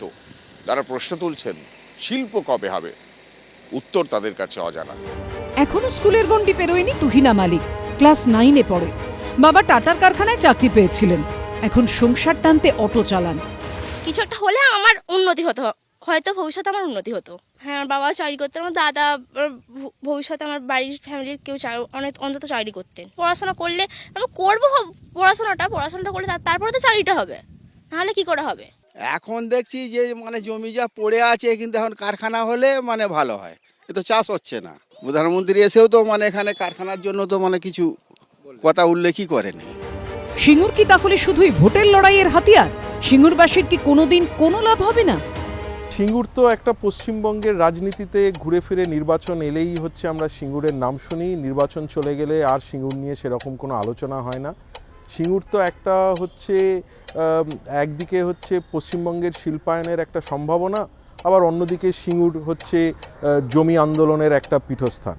কিন্তু যে ব্যাপারটা মাথায় রাখতে হবে সেটা হচ্ছে যে আজকে এতদিন পর পশ্চিমবঙ্গের অবস্থা কী। পশ্চিমবঙ্গের মাথাপিছু গড় আয় 80-82 হাজার টাকার কাছাকাছি বার্ষিক। পশ্চিমবঙ্গের চেয়ে এখন মানে গড় আয়ে উড়িষ্যা বা আসাম, যেগুলোকে আমরা ছোটোবেলা থেকে শুনে এসেছি যে পশ্চিমবঙ্গের তুলনায় পিছিয়ে পড়া রাজ্য, তারাও তার চেয়ে বেশি উন্নতি করে ফেলছে। পশ্চিমবঙ্গের শিল্প সম্ভাবনা নিয়ে বা পশ্চিমবঙ্গের অর্থনৈতিক বিকাশ নিয়ে যদি কোনো আলোচনা করতে হয়, তাহলে আমাদেরকে ভাবতে হবে যে কোন দল পশ্চিমবঙ্গবাসীকে কী প্রতিশ্রুতি দিচ্ছে। সেই প্রতিশ্রুতির জায়গায় আমরা দেখতে পাচ্ছি যে না প্রধানমন্ত্রী নরেন্দ্র মোদির আন্ডারে মেক ইন ইন্ডিয়া হয়েছে, নরেন্দ্র মোদির আন্ডারে এত বড় বড় সব প্রজেক্টস হয়েছে, এবং এটা ক্লিয়ার যে গুজরাট হচ্ছে সেখানে সবচেয়ে গুরুত্বপূর্ণ জায়গা। ভারতবর্ষের রাজনীতি যদি আমরা দেখি তাহলে ক্রমশ দক্ষিণ এবং পশ্চিম ওয়েস্ট এই রাজ্যগুলো হচ্ছে সব আস্তে আস্তে অনেক বেশি এগিয়ে যাচ্ছে। অন্যদিকে হচ্ছে আমরা যারা আছি ইস্টে, আমরা তারা হচ্ছে দিনকে দিন হচ্ছে পিছিয়ে পড়ছি। এটা একটা দরিদ্র এলাকা, এবং এখান থেকে আজকে বেশি মানুষ কাজের জন্যে রাজ্য ছেড়ে বেরিয়ে যাচ্ছে। এই রকম একটা জায়গায় প্রধানমন্ত্রী যদি চাইতেন, তাহলে প্রধানমন্ত্রী পশ্চিমবঙ্গকে বা পশ্চিমবঙ্গবাসীকে একটা প্রতিশ্রুতি বা একটা কিছু সম্ভাবনা দেখাতে পারতেন, একটা কোনো শিল্প তালুক কিছু একটা দিতে পারতেন। সেসব কিছু হয়নি। আমরা দেখেছি যে পশ্চিমবঙ্গের অর্থনৈতিক বিকাশ নিয়ে আলোচনার চেয়েও প্রধানমন্ত্রীর বেশি চিন্তা যে এখানে হচ্ছে SIR, এখানে হিন্দু মুসলিম, এখানে হচ্ছে এই সব আবেগ নিয়ে বেশি আলোচনা। তার ফলে প্রধানমন্ত্রীর থেকে আমরা কিছু পাচ্ছি না। অন্যদিকে মমতা বন্দ্যোপাধ্যায় বলেছিলেন যে অনিচ্ছক কৃষকের জমি ফেরত দিয়ে ইচ্ছুক কৃষকের জমিতে শিল্প বানাবে। তিনি এমনও প্রতিশ্রুতি দিয়েছিলেন যে 600 একর জমি আছে সেই 600 একরে উনি শিল্প তৈরি করবেন। সে স্বপ্ন অধরাই রয়ে গেছে। আজকে যদি কেউ পশ্চিমবঙ্গের শিল্পায়ন নিয়ে দেখে, তাহলে যেটা দেখতে পাবে যে প্রায় 98-90% বেশি শিল্প হচ্ছে অত্যন্ত ক্ষুদ্র শিল্প, যে ক্ষুদ্র শিল্পে হচ্ছে 1 থেকে 6 জনের বেশি তারা নিয়োগ করতে পারে না। তার ফলে মুখ্যমন্ত্রীর ফোকাস কি না, মুখ্যমন্ত্রীর প্রথম দিকে ফোকাস ছিল হচ্ছে এই জনকল্যাণময়ী রাজনীতি, যেখানে দাঁড়িয়ে উনি বিভিন্ন রকম স্কিম করবেন, এবং সেই স্কিমে তো এটা তো একটা মানে প্রসিদ্ধ ব্যাপার যে জন্ম থেকে মৃত্যু অবধি প্রত্যেকটা মানুষের জন্য একটা স্কিম পশ্চিমবঙ্গে তৈরি করা আছে। কিন্তু এর জন্য কি হচ্ছে না, এর জন্য যেটা পশ্চিমবঙ্গের হচ্ছে সেটা হচ্ছে দেনার দায় বাড়ছে। প্রধানমন্ত্রী সভা করে চলে যাবার 10 দিন পর সিঙ্গুরে সভা করলেন মুখ্যমন্ত্রী। 2 মেগা সভা থেকে সিঙ্গুর কি পেল, এই নিয়ে কাটাছেড়ার মধ্যেই ফের রাজ্য রাজনীতিতে ঢুকে পড়ল সিঙ্গুরের রতন টাটার কারখানা ঘোষণা। রাজ্যবাসী শিল্পের স্বপ্ন দেখা, একটু একটু করে কারখানা তৈরি হতে শুরু করা, কিন্তু আচমকাই সব স্তব্ধ। সৌজন্যে টাটাদের কারখানা বিরোধী আন্দোলন, টানা 26 দিন মমতা বন্দ্যোপাধ্যায়ের অনশন।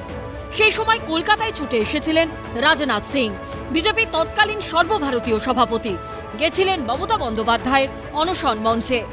সেই ছবিকেই সামনে রেখে আজও সিপিএম বারবার প্রশ্ন করে, বিজেপি কোন মুখে বলে সিঙ্গুরে কারখানা ধ্বংস করেছে মমতা বন্দ্যোপাধ্যায়? বিজেপি তো সেদিন মমতা বন্দ্যোপাধ্যায়েরই সঙ্গী ছিলেন। সিঙ্গুরের বিষয়ে হঠাৎ ঝাঁপিয়ে পড়েছে বিজেপি, অথচ সবাই জানেন ওই ছবিটা তো সবার মনে আছে, মুখ্যমন্ত্রী এবং রাজনাথ সিং ফুসফুস করছেন বাংলাকে ধ্বংস করার প্রকল্প, তাতে তৃণমূলের সঙ্গী ছিল বরাবর বিজেপি, সবাই জানে। এবং কদিন আগে মোদিজি এসছেন, তার আগে বিজেপি বলতে শুরু করলো উনি একেবারে শিল্প নিয়ে এসে হাজির হবেন। মোদিজি একটা শব্দ উচ্চারণ করলেন না, মোদিজি একটা শব্দ উচ্চারণ করতে পারলেন না, অথচ ওরাই বলছিল শিল্প টিল্প ইত্যাদি ইত্যাদি হবে। এখন আবার ঝাঁপিয়ে পড়েছেন কি বলার জন্য? সেই সময় রাজনাথ সিং এর কলকাতায় আসার, মমতা বন্দ্যোপাধ্যায়ের অনশন মঞ্চে যাবার সাফাই দিয়েছেন শুভেন্দু অধিকারী। সেই সময় তিনি তৃণমূলে ছিলেন, এখন বিজেপিতে। এসেছিলেন মানবিক কারণে। বিজেপি একটি মানবিক পার্টি। রাজনাথ সিং মহোদয় না এসে শরবত না খাওয়ালে, তাহলে উনার যে এখন আমরা জেনেছি সবাই এটা নাটক ছিল, উঠতেই পারছিলেন না। মানবিক কারণে এসেছেন। সব মিডিয়া দেখাচ্ছে যে একজন মহিলা নেত্রী, বিরোধী দলনেত্রী, সাংসদ, তিনি বসে আছেন, উঠতে পারছেন না, কেউ তার কাছে যাচ্ছে না। সিঙ্গুরের কৃষি জমি ফিরিয়ে না দিলে আমি জীবন বাজি রেখেছিলাম, 26 দিন অনশন করেছিলাম, আরো করতাম, মরবার জন্য তৈরি ছিলাম, কিন্তু কৃষকদের জমি ফিরিয়ে দেবো বলেছিলাম, ফিরিয়ে দিয়েছি। আর তোমরা কি করেছো? সিঙ্গুরে দাঁড়িয়ে মিটিং করে শুধু আমাকে গালাগালি দিয়েছো, কিছু করেছো? একটাও ইট পুঁতেছো না, কিছু করবে না, শুধু বড় বড় কথা, বড় বড় বুলি। এ বুলি চলবে না বাংলায়। প্রায় 4 বছর পর সিঙ্গুরে পা রাখলেন মমতা বন্দ্যোপাধ্যায়। এদিন ফের সিঙ্গুরের মাটি থেকে তুললেন আমরা ওরার অভিযোগ। সিঙ্গুরে সরকারি প্রকল্পের শিলান্যাস এবং পরিষেবা প্রদান অনুষ্ঠান থেকে কেন্দ্রের বিজেপি সরকারের বিরুদ্ধে সরব হলেন আর্থিক বঞ্চনার অভিযোগ নিয়ে। দিল্লি 1 পয়সাও দেয় না 4 বছর ধরে। আজকেও 20 লক্ষ মানুষের কাছে ব্যাংকে টাকা পৌঁছে যাবে। এনডিএ সরকার 2014 থেকে 2023-এর 31 মার্চ পর্যন্ত 30,000 কোটি টাকা দিয়েছে প্রধানমন্ত্রী আবাস যোজনায়। সিঙ্গুরে সরকারি অনুষ্ঠান থেকে এদিন বাংলার বাড়ি প্রকল্পের দ্বিতীয় পর্বের সূচনা করলেন মুখ্যমন্ত্রী। 2022 সালে প্রধানমন্ত্রী আবাস যোজনা প্রকল্পে মোট 28 লক্ষ আবেদনকারীর নাম কেন্দ্রীয় সরকারের কাছে পাঠিয়েছিল রাজ্য সরকার। যদিও সেই তালিকায় দুর্নীতি, স্বজন পোষণ নিয়ে নানা অভিযোগ ওঠে। তদন্তে আসে একের পর এক কেন্দ্রীয় কমিটি। পরবর্তীকালে ঝাড়াই বাছাই করে 11 লক্ষ উপভোক্তার নাম চূড়ান্ত করলেও কোনো টাকা আসেনি মোদী সরকারের তরফে। এই অবস্থায় বাংলার বাড়ি প্রকল্প চালু করেন মমতা বন্দ্যোপাধ্যায়। রাজ্য সরকারের বাংলার বাড়ি প্রকল্পে 2 দফায় 1,20,000 টাকা দেওয়া হয়। বাংলার বাড়ি আগেও আমরা 1 কোটি করে দিয়েছি, কিছুদিন আগে 12 লক্ষ দিয়েছি পরিবারকে। দিল্লি 1 পয়সাও দেয় না 4 বছর ধরে। আজকেও 20 লক্ষ মানুষের কাছে ব্যাংকে টাকা পৌঁছে যাবে। তার মানে সংখ্যাটা 32 লক্ষ হয়ে গেল এই 2 মাসের মধ্যে। যারা বাড়ির টাকা ব্যাংকে পেয়ে যাবেন, ব্যাংকের থ্রুতে সঙ্গে সঙ্গে বাড়িতে ইট পুঁততে শুরু করবেন। পশ্চিমবাংলায় যেভাবে বালি চুরি হচ্ছে, যেভাবে সিমেন্ট রডের দাম বেড়েছে, আমরা 1,20,000 টাকা বা 60,000 টাকায় কোনো বাড়ি হয় না। যারা প্রকৃত প্রাপক বিজেপিকে আনুন। প্রধানমন্ত্রী আবাস যোজনার 1,25,000-এর সাথে সাথে একটা আধুনিক অর্থাৎ 2 কামরার বাড়ি, প্রধানমন্ত্রী স্বচ্ছ ভারতের শৌচালয়, প্রধানমন্ত্রী সূর্য ঘরের প্রতি বাড়ি 80,000 টাকা করে সোলার প্লেট, এপ্রিল মাসে যে সরকার আপনারা আনতে চলেছেন আমরা সেটা দেব। এর মধ্যেই ভোটমুখী পশ্চিমবঙ্গে 2 দিনের সফরে এসে তৃণমূলকে চাঁচাছোলা ভাষায় আক্রমণে নামলেন বিজেপির সর্বভারতীয় সভাপতি নীতিন নবীন। राज्य में अभी जिस प्रकार से भ्रष्टाचार, अराजकता की सरकार चीजें बढ़ी हैं, लगातार हम देख रहे हैं कि यहाँ की घटनाएं, यहाँ पर लगातार टीएमसी के विधायक और मैं मंत्री जो यहाँ पर पूरी तरह से टीएमसी टैक्स वसूलने में लगे हैं। मैं कहता हूँ दीदी, आपने यहाँ के लोगों को एक ऐसा जीवन देने का सपना दिखाया था कि जो आपने पूर्व की सरकारों के जो करप्शन के थे मामले थे, अराजकता के मामले थे, आपने कहा था उनको हम बंद करेंगे। पर दुख की बात है आप उससे बड़ा कारखाना खोल दिए जिस कारखाने में केवल भ्रष्टाचार होता है, घोटाले होते हैं और उसका पूरा पैसा, पूरा वसूली कोई और नहीं टीएमसी के गुंडे और टीएमसी के विधायक और मंत्री कर रहे हैं। ট্যাক্সটা আসলে নেয় ভারত সরকার, টিএমসি মানুষকে রিলিফ দেয়। আজকে ধরুন এ রাজ্যের মানুষের থেকে জিএসটি বাবদ টাকা তুলে নিয়ে চলে যাচ্ছে, এ রাজ্যের মানুষের থেকে ডাইরেক্ট ইনডাইরেক্ট ট্যাক্সেস কালেক্ট করছে, সেই টাকার ন্যায্য যেটা প্রাপ্য সেটা উল্টে বিজেপি আটকে রাখছে। আর তৃণমূলের সরকার নেয় না, তৃণমূলের সরকার দেয়, লক্ষ্মীর ভাণ্ডার দেয়, স্বাস্থ্যসাথী দেয়, আবাসের বাড়ি দেয়। তৃণমূল সরকার বাংলার মানুষের জীবনযাত্রার মান উন্নয়নের জন্য প্রকল্পের সুবিধা দেয়। ট্যাক্স যেটা কালেক্ট করে সেটা ওনারা করেন, ওটা বিজেপি ট্যাক্স না, ওটা জুমলা ট্যাক্স। শিক্ষক নিয়োগ দুর্নীতি, পুরো নিয়োগ দুর্নীতি, রেশন দুর্নীতি, কয়লা পাচার, গরু পাচার থেকে 100 দিনের কাজে দুর্নীতি সহ পার্থ চট্টোপাধ্যায়ের বান্ধবীর ফ্ল্যাট থেকে টাকার পাহাড় উদ্ধার নিয়ে বারে বারে অস্বস্তিতে পড়েছে তৃণমূল। সর্বভারতীয় সভাপতির দায়িত্ব নিয়ে পশ্চিমবঙ্গে এসে তৃণমূলকে আক্রমণে সেই দুর্নীতিকেই হাতিয়ার করলেন নীতিন নবীন। कुछ मंत्री शिक्षा के घोटाले में नौकरी देने के नाम पर जो घोटाला किया, कुछ जेल में है, कुछ बेल में है।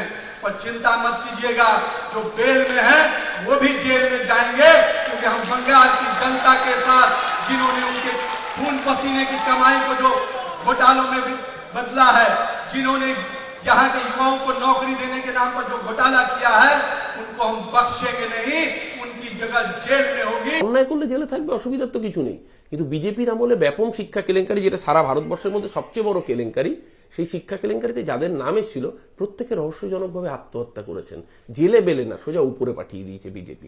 এদিন অনুপ্রবেশ ইস্যুতেও তৃণমূলকে এক হাত নেন নীতিন নবীন। जिस प्रकार से घुसपैठियों की तरफदारी करने वाली सरकार यहाँ बैठी है, जिस प्रकार से करोड़ों हिंदुओं के साथ, सनातन परंपराओं के साथ चोट करने वाली सरकार यहाँ बैठी है, वो प्रयास कर रही है कि फिर से बंगाल को बांग्लादेश में ले जाए। लेकिन हम भाजपा के कार्यकर्ता संकल्पित है, हम किसी भी प्रकार की कुर्बानी देने को तैयार हैं, लेकिन किसी भी हाल में बंगाल को बांग्लादेश में नहीं मिलने देंगे और बंगाल की सुरक्षा के प्रति अपनी संकल्प को दोहराते हैं। বুধবার কর্মী সভায় রবীন্দ্রনাথ ঠাকুরকে শ্রদ্ধা জানাতে গিয়ে নতুন বিতর্ক তৈরি করেছেন বিজেপির নবনিযুক্ত সর্বভারতীয় সভাপতি নীতিন নবীন। योद्धा ने, मैं कह सकता हूं, जिस कवि गुरु ने इस राज्य को ही नहीं पूरे देश को शिक्षा की नई पद्धति दी, जिसके लिए नोबेल शांति पुरस्कार दिया गया, वैसे आज रविन्द्रनाथ ठाकुर जी को भी स्मरण कर रहा हूं। কবিগুরু সম্পর্কে বিজেপির নতুন সর্বভারতীয় সভাপতির মন্তব্য ঘিরে কটাক্ষ ছুড়ে দিয়েছে তৃণমূল। অবিলম্বে তাকে ক্ষমা চাইতে হবে। রবীন্দ্রনাথ ঠাকুর বিশ্বকবি, তিনি যে সাহিত্যে নোবেল পুরস্কার পেয়েছিলেন, বাংলাকে গর্বিত করেছিলেন, ভারতবর্ষকে গর্বিত করেছিলেন, সেটা বিজেপির এই সভাপতি জানে না। সবচেয়ে বড় কথা, এরা বাংলা যে কতভাবে দেশকে গর্বিত করেছে, সমৃদ্ধ করেছে, এরা তার খবর পর্যন্ত রাখার প্রয়োজন মনে করে না। এটা কোথাকার সভাপতি? ওনার উচিত বিবৃতি দিয়ে ক্ষমা চাওয়া। বাংলার কাছে, বাঙালির কাছে, রবীন্দ্র অনুরাগীদের কাছে, ভারতবাসীর কাছে। এই চাপানুতরের মধ্যেই সোমবার মমতা বন্দ্যোপাধ্যায়কে সাক্ষাতের সময় দিল জাতীয় নির্বাচন কমিশন। সূত্রের দাবি 2রা ফেব্রুয়ারি দিল্লি যেতে পারেন মুখ্যমন্ত্রী। এসআইআর শুরুর পর থেকে এখনো পর্যন্ত জাতীয় নির্বাচন কমিশনার জ্ঞানেশ কুমারকে 5টি চিঠি দিয়েছেন মমতা বন্দ্যোপাধ্যায়, কিন্তু সূত্রের দাবি একটিরও কোনো উত্তর আসেনি। এই অবস্থায় বুধবার বিকেলের বিমানে দিল্লি যাওয়ার কথা ছিল মমতা বন্দ্যোপাধ্যায়। দিল্লি সফরে জাতীয় নির্বাচন কমিশনারের সঙ্গে মমতা বন্দ্যোপাধ্যায় দেখা করার জল্পনা জোরালো হয়েছিল, কিন্তু মহারাষ্ট্রের উপমুখ্যমন্ত্রীর বিমান দুর্ঘটনায় মৃত্যুর কারণে মমতা বন্দ্যোপাধ্যায়ের দিল্লি সফর বাতিল হয়। এদিন সিঙ্গুরের সভা থেকে নির্বাচন কমিশন ও কেন্দ্রীয় সরকারকে একযোগে আক্রমণ করেন মমতা বন্দ্যোপাধ্যায়। আমার আজকে এখান থেকে দিল্লি যাওয়ার কথা ছিল, দিল্লিকার লাড্ডুদের একটু চেহারা দেখার জন্য, কিন্তু আজ না হলে কাল তো আমি যাবই। তার কারণ মানুষের অধিকার আপনারা কাড়বেন, দরকার হলে আমিও কোর্টে গিয়ে দাঁড়াবো। আমি জেলে গেলে তো মায়েরা জবাব দেবে, বোনেরা জবাব দেবে, ঘরে ঘরে নাড়ু তৈরি হবে। আর নাড়ুর সাথে আর কি তৈরি হবে? নাড়ুর অপোজিট কি? নাড়ুর অপোজিট কি? মিলিয়ে বলো। নাড়ুর সাথে একটা শব্দ মেলাও। আমি প্রথম অক্ষর বলে দিচ্ছি, ঢয়কার। তাহলে বাংলার মা বোনেরা জবাব দেবে। সোমবার অর্থাৎ 2রা ফেব্রুয়ারি বিকেল 4টে মুখ্যমন্ত্রীকে সময় দিয়েছে নির্বাচন কমিশন। ওই দিন মুখ্য নির্বাচন কমিশনার জ্ঞানেশ কুমারের সঙ্গে সাক্ষাৎ হতে চলেছে তৃণমূল নেত্রীর। 15 জনের দল নিয়ে যেতে পারেন তিনি। আসলে উনি বুঝতে পারছেন, বাংলার মানুষও আশান্বিত হন যে মুখ্যমন্ত্রী এতদিন বাদে নিজেই বারবার বলছেন আমাকে গ্রেপ্তার করলে সবাই নাড়ু পাকাবে, আই ডোন্ট কেয়ার। তোমার কেয়ার করারও কিছু থাকবে না। তবে এই বারবার দিল্লি যাওয়াটা কিন্তু মারাত্মক, কারণ পশ্চিমবঙ্গে হলে তাও একটু নাচানাচি করবে, কিন্তু দিল্লি থেকে টুপ করে তুলে নিলে নাচার স্কোপও পাবে না। কারণ এখান থেকে ধরলে, কালীঘাট থেকে ধরলে আবার রেসকোর্সে নিয়ে যেতে হবে, সেখান থেকে হেলিকপ্টারে বেরোতে হবে। দিল্লিতে তো সব যন্ত্রণা নেই, ফালতু উনি দিল্লি পিল্লি যাচ্ছেন, বারণ করুন। এর আগে দিল্লিতে গিয়ে জাতীয় নির্বাচন কমিশনার জ্ঞানেশ কুমারের সঙ্গে বৈঠক করেছিলেন অভিষেক বন্দ্যোপাধ্যায়। এসআইআর নিয়ে নির্বাচন কমিশনের সঙ্গে তৃণমূল এবং রাজ্য সরকারের সংঘাত চলছে। সেই সংঘাত কি এবার চরম আকার নিতে চলেছে? 5 রাজ্যে বিধানসভা নির্বাচনের জন্য কেন্দ্রীয় পর্যবেক্ষক নিয়োগ করেছে নির্বাচন কমিশন। তাৎপর্যপূর্ণ বিষয় হলো, কেন্দ্রীয় পর্যবেক্ষকের এই তালিকায় নাম রয়েছে পশ্চিমবঙ্গের স্বরাষ্ট্র সচিব জগদীশ প্রসাদ মিনা থেকে হাওড়ার পুলিশ কমিশনার প্রবীণ ত্রিপাঠী। স্বরাষ্ট্র সচিব জগদীশ প্রসাদ মিনাকে অন্য রাজ্যের পর্যবেক্ষক হিসেবে ট্রেনিং নিতেও নির্দেশ দিয়েছে নির্বাচন কমিশন। এবছর 5টি রাজ্যে বিধানসভা ভোট রয়েছে: পশ্চিমবঙ্গ, কেরল, তামিলনাড়ু, অসম এবং পুদুচেরি। এই প্রেক্ষাপটেই 5 রাজ্যের নির্বাচনী প্রক্রিয়া নজরদারির জন্য কেন্দ্রীয় পর্যবেক্ষক নিয়োগ করা হচ্ছে। কিন্তু তালিকায় যেভাবে একেবারে পশ্চিমবঙ্গের স্বরাষ্ট্র সচিবের নাম অন্তর্ভুক্ত করা হয়েছে এবং তাকে অন্য রাজ্যের পর্যবেক্ষক হিসেবে প্রশিক্ষণ নিতে নির্বাচন কমিশন নির্দেশ দিয়েছে, তা কার্যত নজিরবিহীন বলে মনে করছেন অনেকে। রাজ্যের স্বরাষ্ট্র সচিবকে অন্য রাজ্যের অবজারভার হিসেবে ট্রেনিং দিতে কমিশন নির্দেশ দিয়েছে, এমনকি হাওড়ার সিপি প্রবীণ ত্রিপাঠীকেও বলা হয়েছে। এটা কি পারে কমিশন? দেখুন, অবজারভার করার রীতি হচ্ছে যে গভর্নমেন্ট অফ ইন্ডিয়ার জয়েন্ট সেক্রেটারি র্যাঙ্কের বা অ্যাডিশনাল সেক্রেটারি র্যাঙ্কের লোককেই সাধারণত করা হয়। উদ্দেশ্য হচ্ছে এরা ডিস্ট্রিক্ট ম্যাজিস্ট্রেটের চেয়ে সিনিয়র হবে এবং সুপারভাইজ করতে পারবে। স্বভাবতই এই মধ্যেই সীমাবদ্ধ হয় এবং চিরাচরিত রীতি হচ্ছে রাজ্য একটা প্যানেল পাঠায় এই রেঞ্জে, তার মধ্যে থেকেই কমিশন সিলেক্ট করে। এটাই হয়ে এসেছে এবং ডিজি, সিপি, চিফ সেক্রেটারি ইত্যাদি পোস্টকে সাধারণত নেওয়া হয় না। স্বরাষ্ট্র সচিবকে নেওয়া যেতে পারে? নেওয়া যেতে পারে না এরকম কোথাও লেখা নেই, কিন্তু রীতি বিরুদ্ধ এটা আমার মনে হয়েছে। কমিশন একটা যুক্তি দিচ্ছে যে অবজারভারের জন্য যে চারবার রিমাইন্ডার দিয়েছে কমিশন, বাট তালিকা রাজ্য দেয়নি, তারপরেই এই নিয়োগ। হ্যাঁ, এটা তো সত্যই। আমি তো আগেও বললাম যে এটাও ঠিক যে চিরকালই হয় একটা প্যানেল রাজ্য থেকে যায়, এই প্যানেলের মধ্যে থেকেই তারা নির্বাচন করে, সবাইকে নেবে তা নয়। অনেক সময় এরমও হয়েছে প্যানেলের বাইরেও কক্ষে কক্ষে তারা অনুরোধ করে এবং রাজ্য সরকার পাঠিয়ে থাকে যদি বিশেষ কোনো অসুবিধা না হয়। কিন্তু এই বিষয়টা মনে হচ্ছে খণ্ডিত হয়েছে কোথাও। আপনি বলছেন যে এটা মানে প্রথা বিরুদ্ধ, কিন্তু নিয়ম বিরুদ্ধ না বা নীতি বিরুদ্ধ নয়। হ্যাঁ, হয়তো সেটা সেইভাবে বলা যেতে পারে, ভাবা যেতে পারে। মানে তবে রাজ্যের হাওড়ার সিপি সম্বন্ধে আমি যতটা বলবো, রাজ্যের DG, chief secretary, home secretary এরা তো ওভারঅল আইন শৃঙ্খলার চার্জে, এদেরকে অবজারভার কিন্তু অতীতে কখনো করা হয়েছে বলে আমি দেখিনি। প্রশ্ন উঠছে, এই নির্দেশের মধ্যে দিয়ে কি রাজ্য সরকার কেউ কড়া বার্তা দিল নির্বাচন কমিশন? আইএস আইপিএস তো অল ইন্ডিয়া সার্ভিস, এটা মাথায় রাখতে হবে। আর ইলেকশন কমিশনকে এনর্মাস প্লেনারি পাওয়ার দেওয়া আছে বাই কনস্টিটিউশন অফ ইন্ডিয়া। তো সুতরাং এই নির্বাচনের সময় ইলেকশন কমিশন কাউকেই নিতে পারে, ডেপুটেশনে নিতে পারে, ডাকতে পারে, কাজে লাগাতে পারে, এর মধ্যে কোনো ভুল নেই। এরা জানে বাংলা জিততে পারবে না, যার জন্য ভাবুন হাওড়ার কমিশনার, স্বরাষ্ট্র সচিব, একাধিক সমপদমর্যাদার অফিসার, মানে যারা রাজ্যটাকে চালান, তাদেরকে তুলে নিয়ে প্রশাসনকে পঙ্গু করার অপচেষ্টা। এই নির্বাচন কমিশন, আমরা বলতাম নির্যাতন কমিশন, এটা কৃতদাস কমিশন, এটা নির্যাতন কমিশন না, এটা আজকে থেকে কৃতদাস কমিশন। বিজেপি চাকরগিরি করতে করতে এই জায়গায় গেছে বাংলার প্রশাসনটাকে পঙ্গু করে দেওয়ার জন্য। এই নির্দেশিকা নিয়ে নির্বাচন কমিশনের যুক্তি, পর্যবেক্ষক নিয়োগ নিয়ে 4 বার রিমাইন্ডার দেওয়া হয়েছিল, কিন্তু রাজ্য সরকার কোনো তালিকা দেয়নি। তারপরে স্বরাষ্ট্র সচিব ও হাওড়ার পুলিশ কমিশনারকে পর্যবেক্ষক হিসেবে নিয়োগ করা হয়। নির্বাচন কমিশনের কেন্দ্রীয় পর্যবেক্ষকের এই তালিকায় পশ্চিমবঙ্গের মোট 25 জন অফিসারের নাম রয়েছে।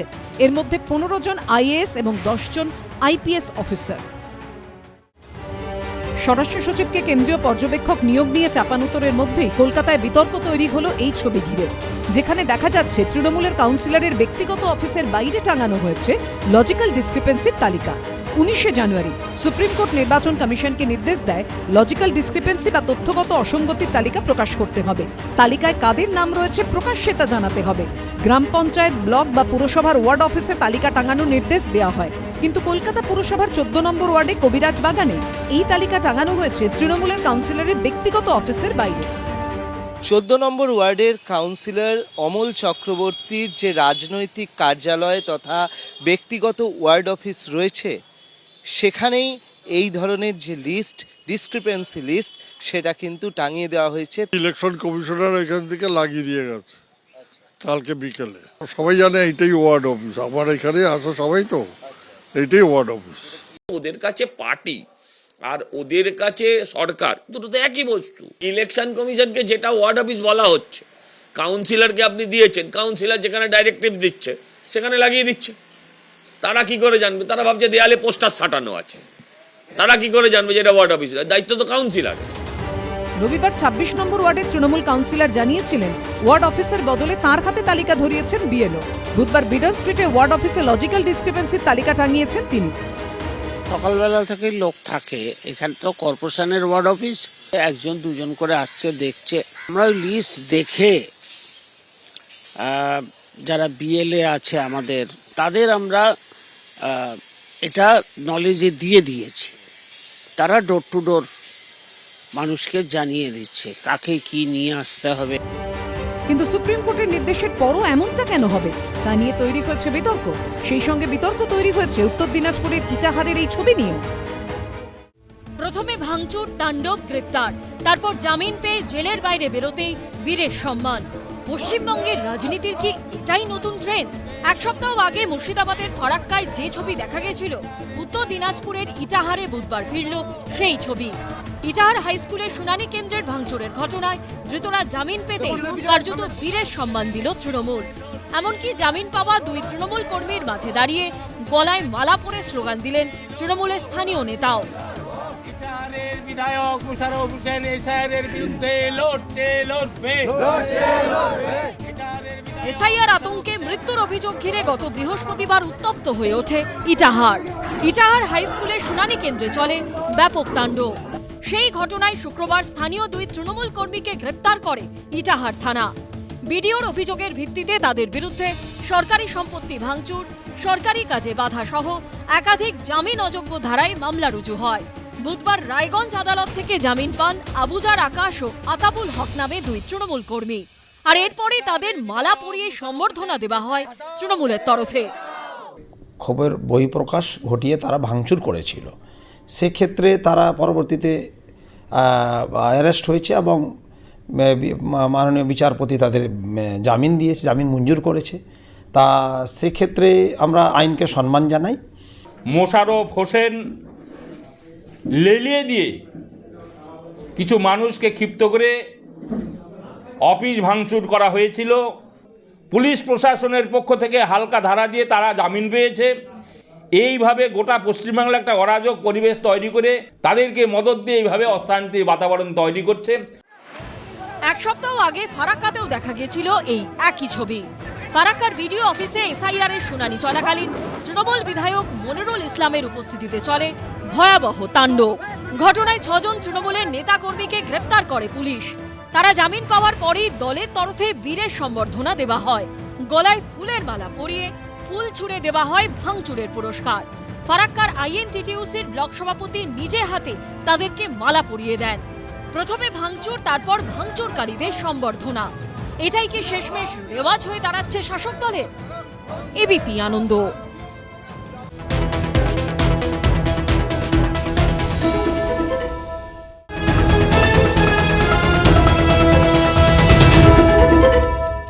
এবিপি আনন্দ, এগিয়ে থাকে, এগিয়ে রাখে।